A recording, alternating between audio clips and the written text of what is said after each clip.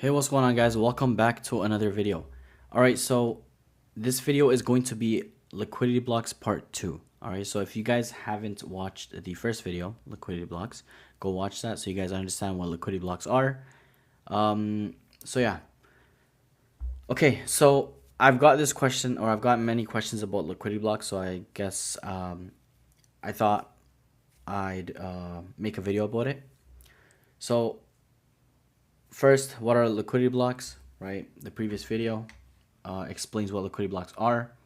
Now, simply put, liquidity blocks are basically highs and lows printed after running our level of liquidity. Okay, so example would be something like this. Okay, so the market runs that low, right? Runs the level of liquidity. And now this low right here is a liquidity block. All right, so that's a simple way of putting it. Now, the second question is, can we take trades from every single liquidity block? The answer is no. All right. So what makes a liquidity block invalid is if it's, number one, if it's with structure. All right. So let's say the market is going higher. Okay. And then say the market swept this low right here and then printed another higher high. Okay. Now, can we take a trade from this low right here? No, right? We can possibly see some reactions from there, right? But can we take a trade from there? No, because it doesn't align with our system. Okay, it's with structure, and we do not trade with retail. All right, because what happens is after taking out this high, right? That's a BOS. Now, retail is going to be looking to trade off of here. Okay. So entering with this low right here is entering with a retail. Now, because we don't trade with retail or like retail, we try to avoid all that. Even if you expect the market to go higher, taking this trade is not something we would do, only because it's with retail, right? However, now let's say the market is bullish, and let's say the ultimate target, or let's say the market is reacting from a POI, okay? It's reacting from a POI. Let me actually draw it a little better. Bring this down here.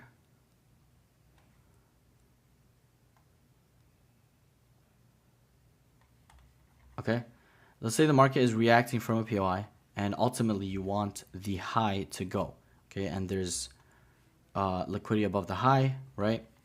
So there's a reason why you want the high to go. Now, now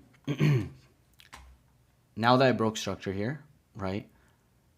An entry here is not valid for us, okay? Because it's with structure and we can't take that.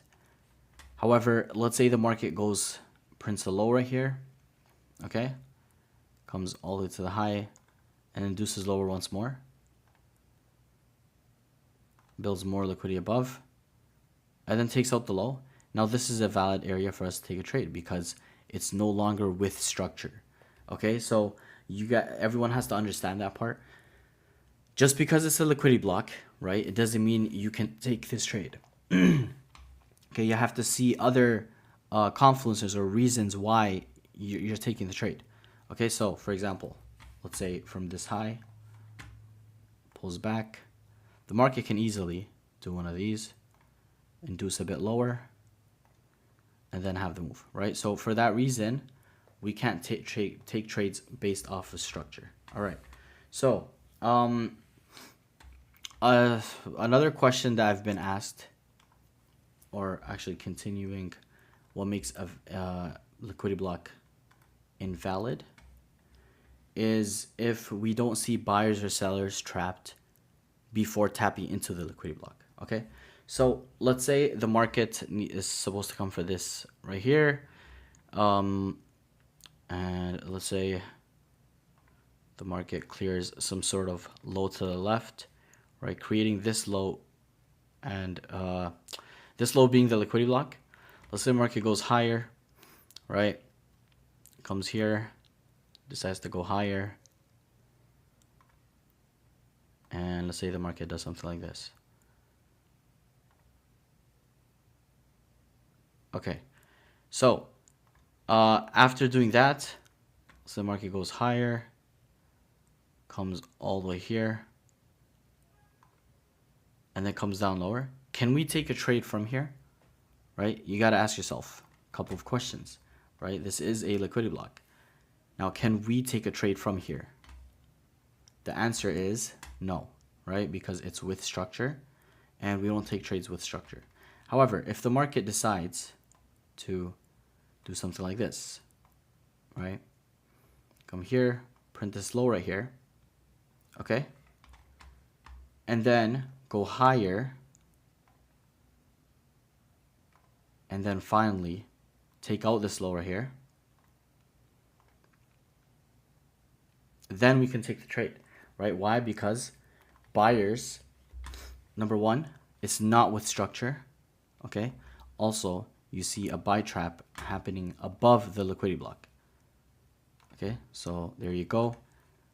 Buyers were trapped, right? You see how the low was respected,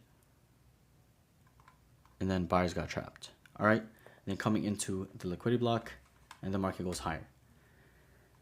Now, so that's a confluence for us to take the trade. Okay, so we can't just take it from any liquidity block that we see. All right, now the second question that I've gotten was, let's say the market did something like this.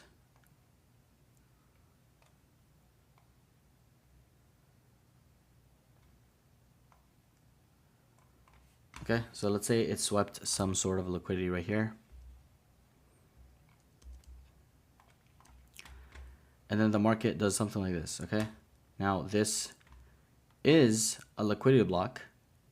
However, there is still liquidity below. And for that reason, you can see the market sweep it, okay? Now, if the market decides to sweep it, it can definitely do that because there is still liquidity below. All right, so a couple things. This is when you basically have to go based off of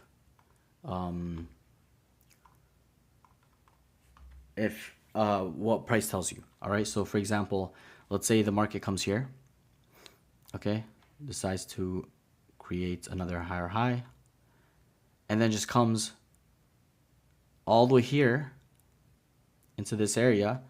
Is this an area I would like to take a trade from? No, right? Why is that? Because even though there was a BOS to the upside, okay, inducing buyers, and the low got ran, there was no buildup for us to take it, okay? So there's no buildup here. So what makes me think that the market is going to keep going higher, right? You have to understand the market can easily do something like this, okay? Go react from there, right? React because it's a liquidity block, okay? Go higher. Let's say it does something like this. And okay, so let's say it goes does this. Mitigate something from the left over here. Come lower, clear all that liquidity, and then go higher to the highs. Okay, so the market can easily do something like this as well, right? So you have to understand that we don't just take it from every single liquidity block, as I mentioned. So what do we need to see? We need to see our confluences align for us to take the trade, right? So if there's no buildup, there is no trade. So if the market, like I said, creates a higher high and then comes all the way down here, there was no buildup for us to take the trade. And I've seen multiple people take trades from here just because it's a liquidity block, okay? And then the market comes and has the buildup, and they end up being part of the buildup. Okay, let's say I mitigate something over here. They end up being part of the buildup. The market comes here and then has the official move. Okay, and they end up being part of the buildup, and they ask, why did it not work out? This is a liquidity block, right? And I've mentioned multiple times, not every liquidity block is an area for us to take a trade. Okay, now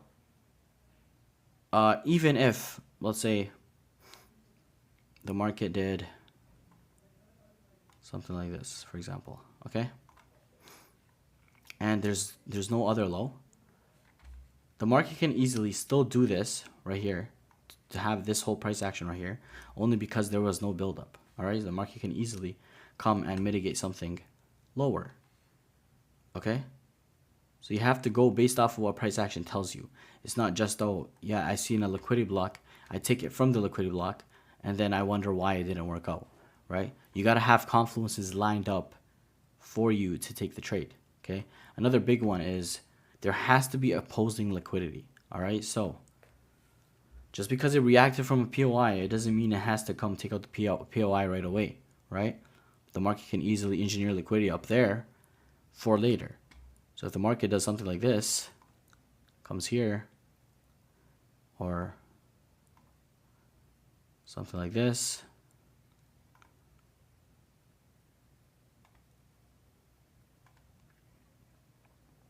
now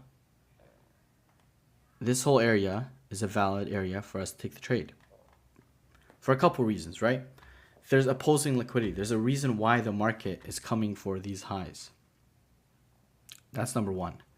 Number two is the market had the buildup. Okay, so the buildup being right here, this whole area being the buildup. The market had the buildup, and buyers got induced right here.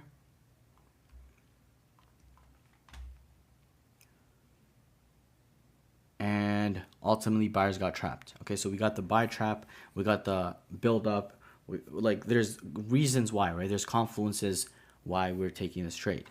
Okay, that's about it for liquidity blocks part 2. I hope it cleared up all the questions that you all may have, and I'll see you guys in the next video.